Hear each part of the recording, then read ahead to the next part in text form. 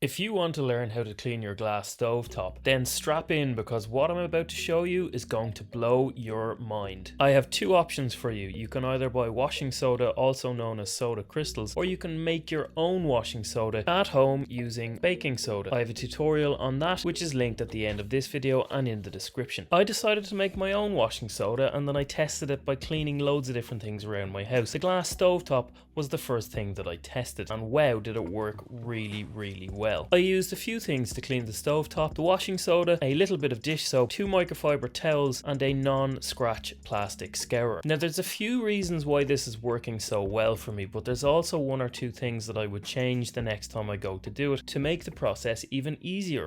I'll run through those at the end of the video, but first allow me to describe what's going on here. Washing soda is actually a key ingredient in loads of different household cleaning products, including some stovetop cleaners and laundry detergents. It sits at about 11.5 on the pH scale, so it's quite alkaline, and it's really good at breaking down grease and carbon deposits, which is why it's working really well on the stovetop.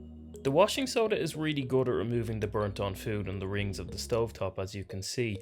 It's good at it for 3 reasons. Reason 1 is the high pH or alkalinity of the product means it's really good at breaking down grease and fats. Reason 2 is kind of the same thing. The high alkalinity means it's really good at breaking down carbon too. That's burnt on food to you and me. The final, and in my opinion best reason, is that because I'm using the washing soda in a powdered form, it's acting like a scourer to gently scrape the burnt on food off the glass top stove. Combine that with the scouring action of, well, the plastic scourer, both of which are gentle enough not to actually damage the glass, and we've got a really powerful combination of gentle mechanical scrubbing and cleaning science getting our glass top stove clean. Pretty much the powder and the hand scrubber are removing the top layers of burnt on food, allowing the liquid washing soda to penetrate, which then allows them to be scraped off because they're softened, until eventually there's no more burnt on food left. I've seen a few tutorials where they're using a sharp blade to scrape the food off the glass, and honestly I don't know that that's not going to damage it, so I'm not doing it here. Now before I tell you what I would do differently in order to make this process even better, I'm going to let you guys in on a little secret for using microfiber cloths properly. I'm also going to do a video tutorial on how to use microfiber cloths properly. Hit the subscribe button so you get notified when I put that video up.